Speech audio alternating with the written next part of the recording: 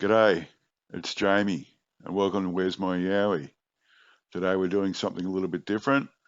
We're talking about UFOs, and I've got Rod back, who had his story on the Yowie handprint and his Yowie encounters, and now he's going to tell us about his UFO sightings. So over to you, Rod.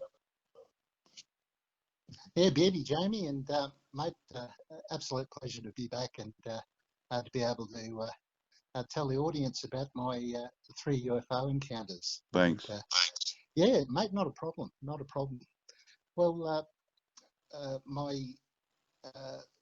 sort of background with the UFOs, probably one of the first books I ever read was a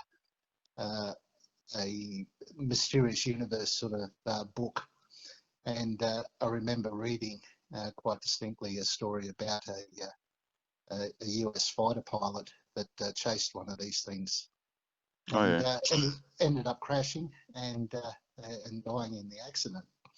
And that was when I was very, very young. And as I said, probably one of the first books I'd read. Anyway, so my first encounter happened in Toowoomba. Just a normal, well, from what I remember, it might have been summer, definitely warm. Probably, I'd say 75. And anyway, I believe you're going to put some details about Toowoomba there, so Yep. I'll get into it. Yeah, I was inside and just messing around, I believe, with my early CB radios. Anyway, it had been reported in the Toowoomba paper and on 4GR, the radio station, that these objects had been sighted the previous day. Anyway, Mum had taken notice of that, and she was out there hanging out the washing on the clothesline.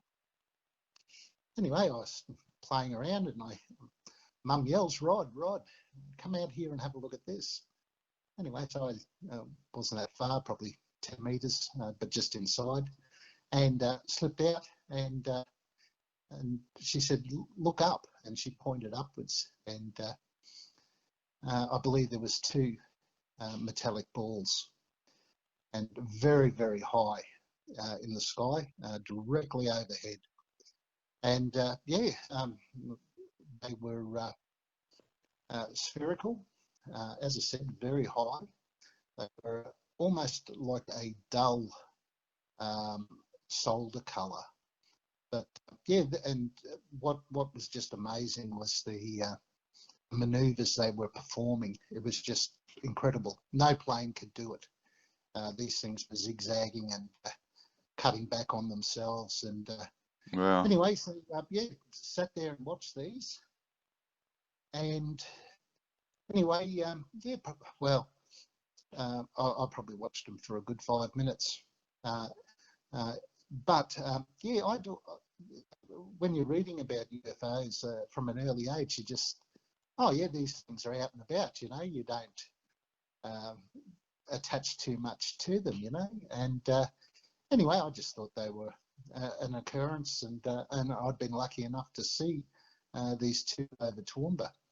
But no doubt, a lot of people in Toowoomba in that week period would have seen them, and absolutely amazing. So that's my first encounter. But because they were very high in the sky, I couldn't gauge a size to them or anything like that. They just looked like they were dancing up there. It was very something that you tucked into your memory bank, And, wow, this is incredible. And you mentioned about the newspaper. You can't find that article anymore, because I've looked for it too. Yeah, mate. I've looked. I've looked at most of my sightings, and they definitely that it was broadcast on 4GR as well. But just one of those things. In the end, I just ended up walking back inside and leaving them dancing up there. Wow. So it was quite incredible. That's amazing. Okay, so yeah, and then your next one, which is really interesting as far as I'm concerned. Yeah, well, this one was, it was one of those life-changing moments. This was in the early 90s, and my mates and I were very keen fishermen, freshwater fishermen. Anyway, so carnival flowers time, time to go fishing, get out of Toowoomba, leave Toowoomba to the visitors. Yep. So we decided we'd load up the camping gear and some fishing gear, and we'd head out to Warkon station. Now, we left on the Friday night, and there was 4 of us. There was myself, Tony, Greg, and Greg's father, Bob. And anyway, our usual routine was to hit Condamine and have a couple of beers and see how we go at the raffles, and then we'd proceed out to Warkon station. Now, I will admit, we had a few beers, but our designated driver, Greg, he was feeling a bit crook that night, and so he wasn't drinking at all. And so just to set the record straight. So, I believe we might have got away from Condamine around 11-ish. Proceeded out to the Warkon station turnoff, and then down to the river, and we would take a dirt track from the main road heading west along the river to our camp spot. We were proceeding along. Now we were in a little Subaru Brumby, and Tony and I were in the back, and we had a trailer on, and Greg and Bob were in the front.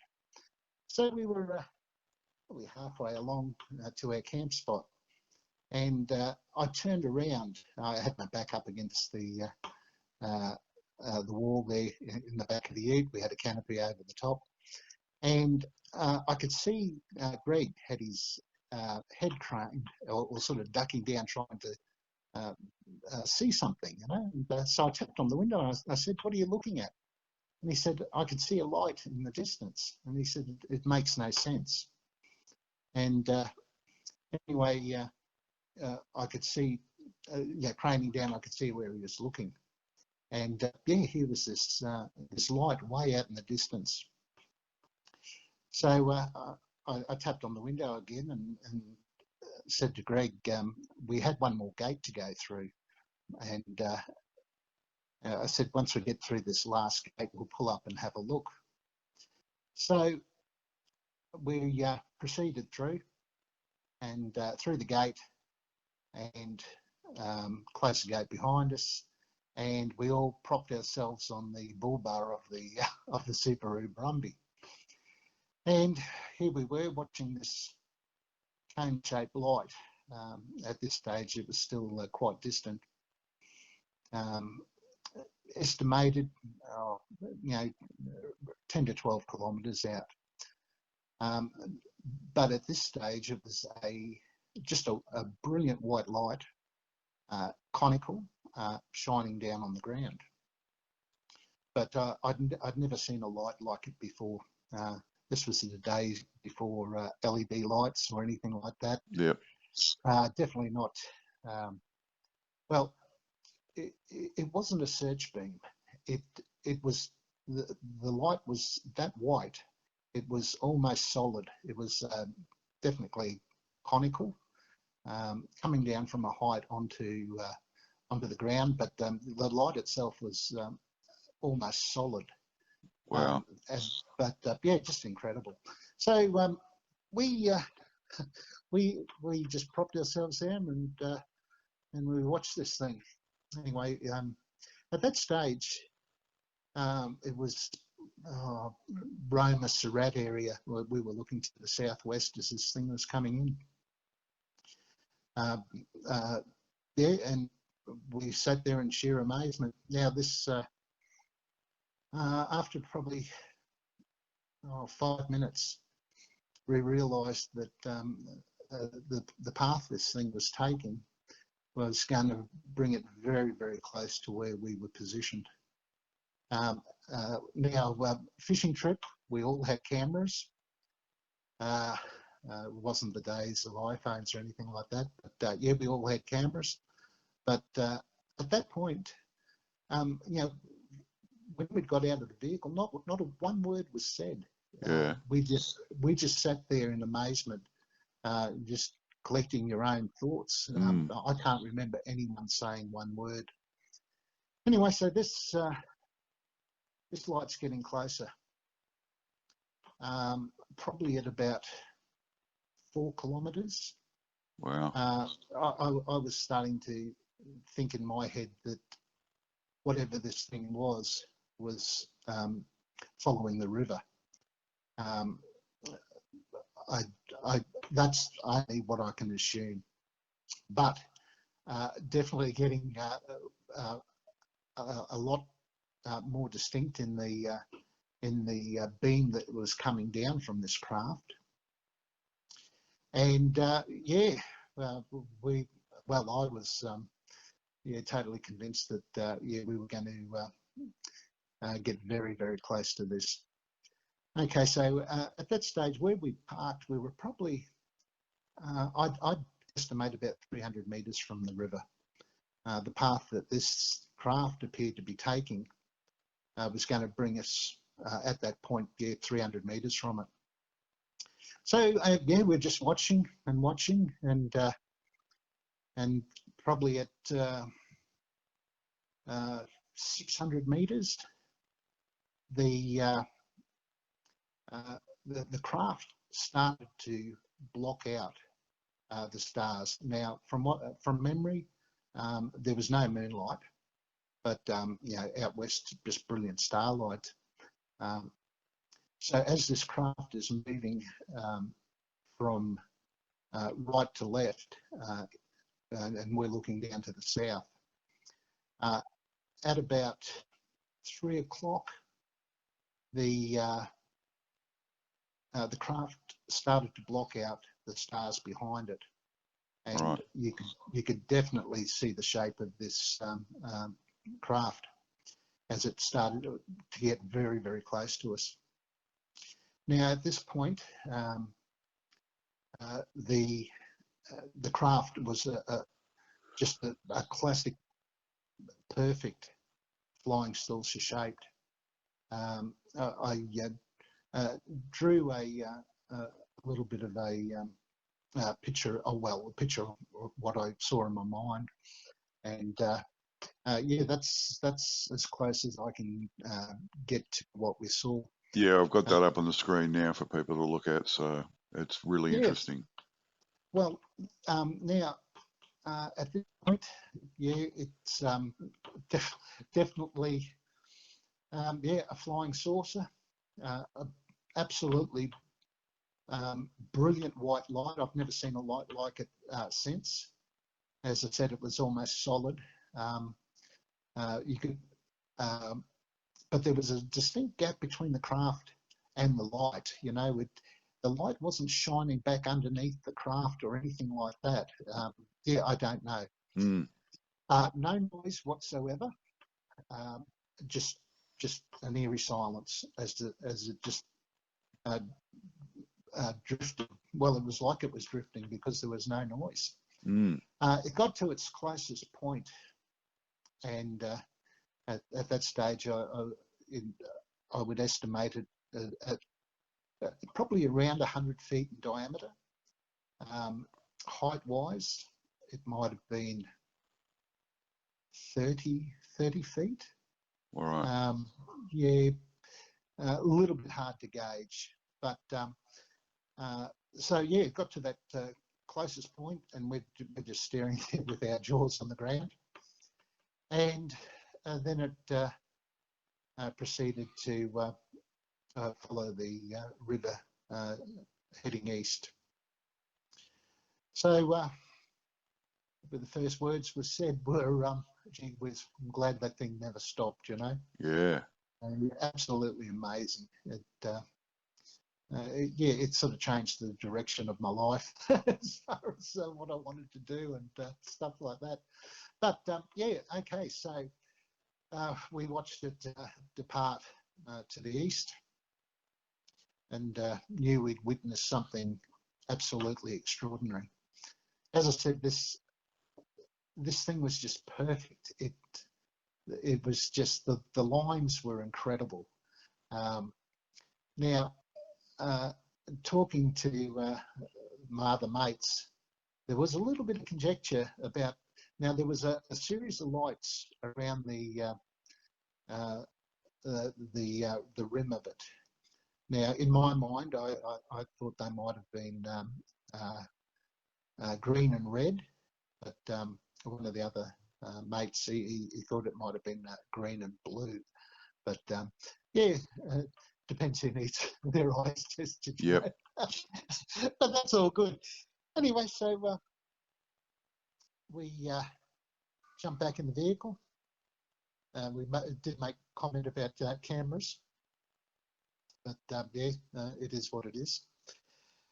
We drove down to our nominated usual camp spot, and there was people camping there. Now, I believe we might have roared into their camp and screaming, "Did you see it? Did you see it?" They came out of their tents bleary-eyed, and see what? I could not believe that they weren't outside staring up at this thing. It had to have just lit their campsite up as they were right on the river. So yeah, with that camp spot taken, we went down to maybe a kilometre down, and to another fishing spot. So yeah, set up camp, and then got some lines in, retired to bed. We were up very early, and pickaninny dawn, we hear a helicopter approaching from the west. So looking up, this helicopter appeared. No, this was a defence helicopter. It appeared to be taking the same line that the craft did the night before. Now, they passed over the top of us, reasonably high, maybe 400 or 500 feet, something like that, but enough that they spotted us and gave us a wave. And then probably about an hour later, another helicopter came through. Now, this one was a lot lower. It was just off treetop level. And again, following the same path that this object took as well. But I probably should make mention now, I just remembered, but the height of the craft as it passed in front of us, it might have been maybe 50 to 60 feet over the top of the river gums. Wow. So yeah, very, very low. So yeah. And how fast do you reckon that was moving? Now, I would estimate, because we watched it for so long, I would say, yeah, 15 to 20 k an hour, but no faster. Wow. It was just a nice steady pace, in the back of my mind, for some reason, I just seemed to think that they were surveying the river system for some reason. Right. I haven't. Yeah, that's just my thought on it. So yeah, a very good trip. Managed to catch heaps of fish, and then packed up, slipped back to Toowoomba. Now, in the Toowoomba Chronicle, on the Monday morning, there was a story, and it said meteorite sighted over Roma Surat, and it went east. It got to Charlton, and then it was next sighted over Glen Innes. Now, I distinctly remember reading this, and my first thoughts were, meteorites do not do right-hand turns. So yeah. why they would even write that in an article, is crazy. absolutely crazy. Now, I had another mate who was a truck driver. He was doing the Mungalala run, a timber run for Collins in Toowoomba. And I knew he would be on the road around that time that we'd sighted this object. Now, he was on the highway and a lot further to the north. When I caught up with him a couple of days later, I said to him, I said, that Friday night, did you see anything to the south, just past Condamine there? And he looked at me and he said, yeah, I saw it. So, he described it to me exactly the way I'd seen it, just that conical, brilliant white light Wow. shining down onto the ground. So, multiple witnesses, Right. a story put into the paper, and defence helicopters involved as well. So, definitely saw something, but it in the UFO community, it probably should have got a lot more noise made about it, because a lot more people would have had to have seen it. So, very interesting encounter. Extremely interesting. Just okay. So when you've seen it and it's gone by you, did you just like watch it? Did it just keep going, or did it vanish, or what happened to it? Well, it just kept going. The lay of the land, and with the river gums. Because it was so low, you would have lost sight of it after a while, obviously. Yeah. But in hindsight, I think once it probably got to say 10 o'clock, I was just number one, dumbstruck from what we'd experienced, and it was just a huge sigh of relief. When it got to that position, I really didn't want to see any more of it. I was just glad it was gone. I don't blame you. As I said, very eerie, but no noise, no hum. Yeah. But with this brilliant light, what's powering these things? It's just incredible, absolutely amazing. I have no answers, no theories. The only theory I've got on it is it was surveying something, Yeah. to be so low in the sky as well. Yeah. Just an amazing encounter. Well, that beam had to be doing something, didn't it? Well, it had to be doing something, but what it was, as I said, in my mind, it was following the river. So, extraordinary, absolutely extraordinary. That's really interesting. Okay, and so we'll get on to your last encounter now. This one's pretty interesting as well, as far as I'm concerned. Beauty. Thanks, Jamie. Well, this one happened probably 2.5 years ago, something like that. As I said before, I'm a security officer on a defence base, and this interesting, very, very interesting. I'll get into it. Now, I had a trainee in the vehicle with me, and it was basically just showing him around the area, things to do, things to be aware of, and how not to get lost. Anyway, so we're on the eastern side of the base, far eastern side, and we were travelling from south to north up one of the perimeters.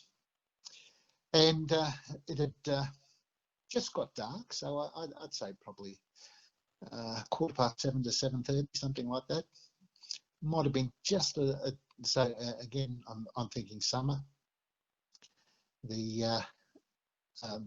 Just a slight glow, from the sun almost gone.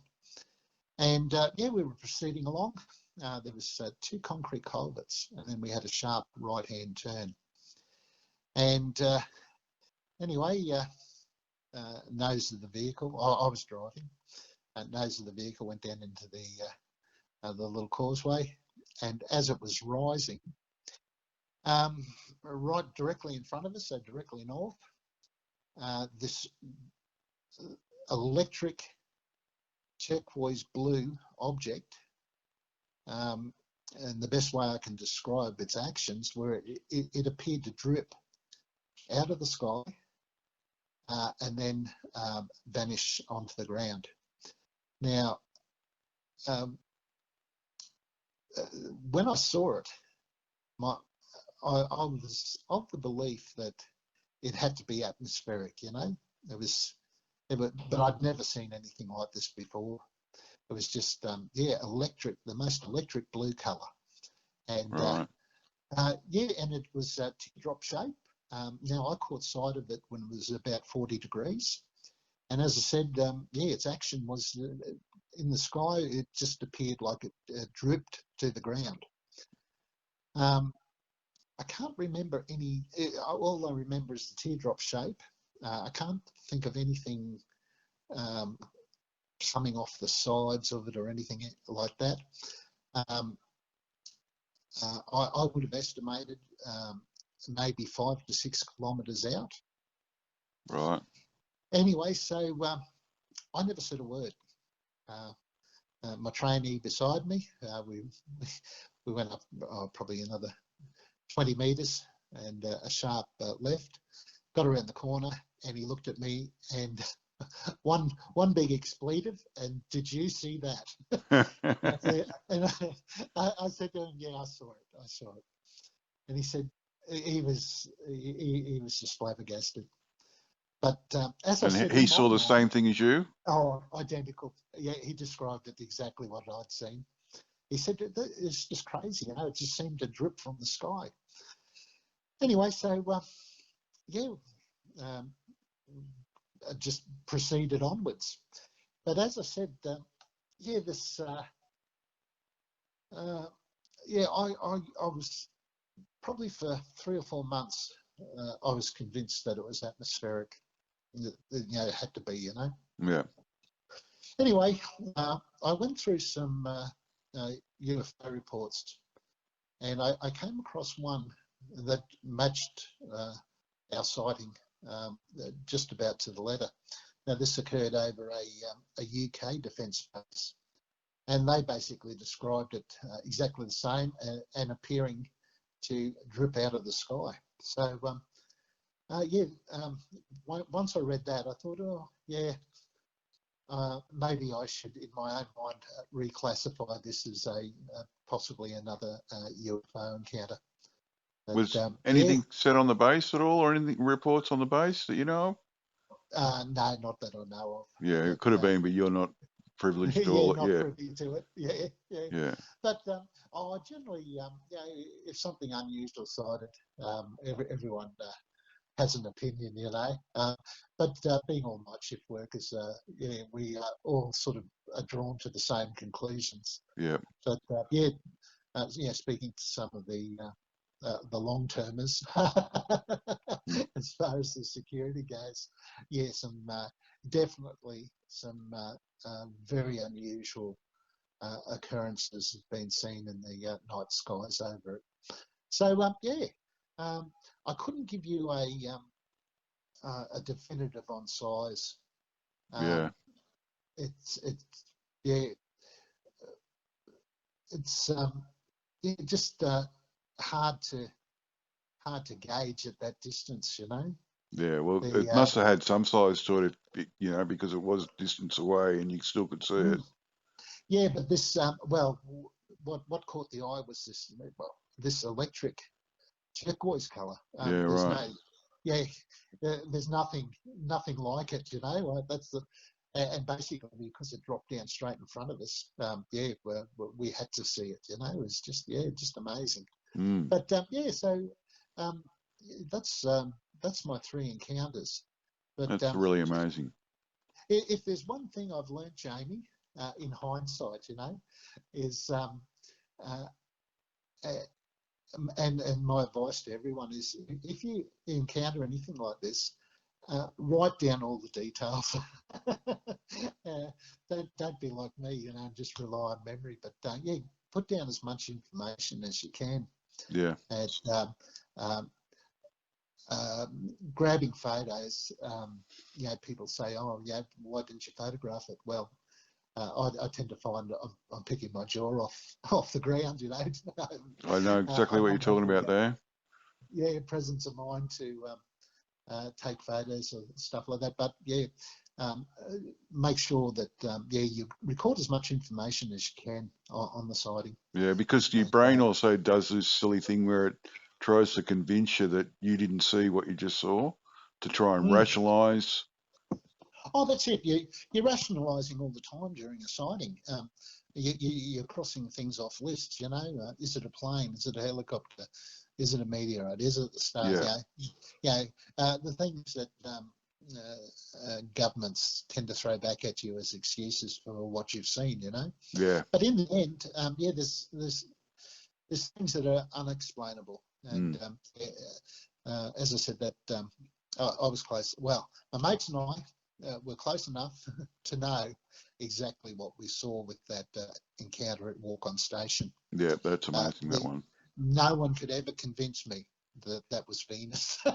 Yeah. Yes, yeah, exactly. Yeah, so yeah, that's my UFO encounters, Jamie. And mate, it's been an absolute pleasure Mate, thanks very to much, Rod. come back on. Thanks very No, much, thank Rod. you. It's been great, and I'm so glad you've shared these stories with me. When you first told them to me, you blew me away with them. Actually, I was like, "Wow, this is like incredible." Mm. The one thing is again, that's why I reinforce you know, people taking notes on any encounters.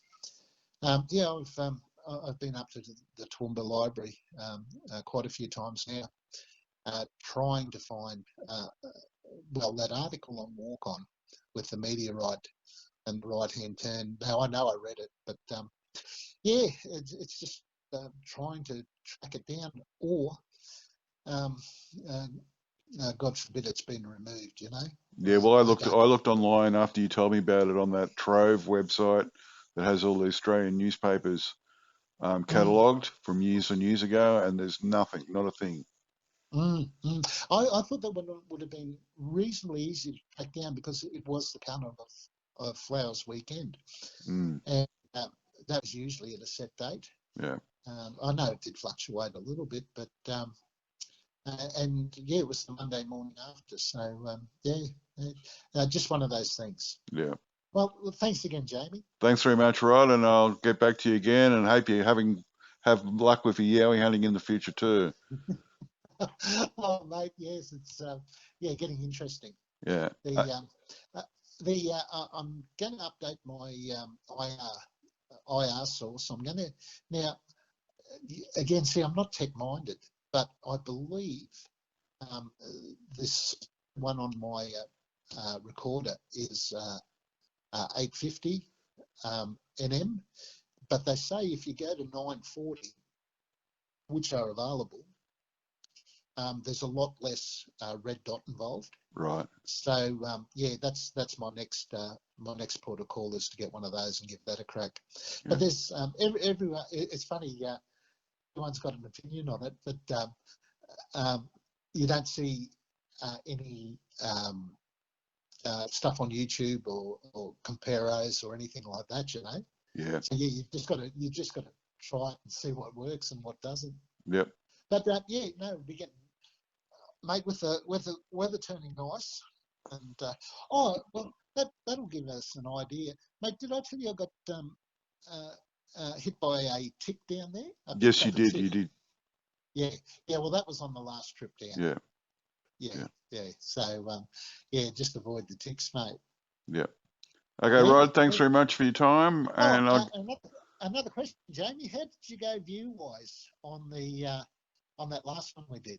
got 370, mate. Holy shit. Yeah.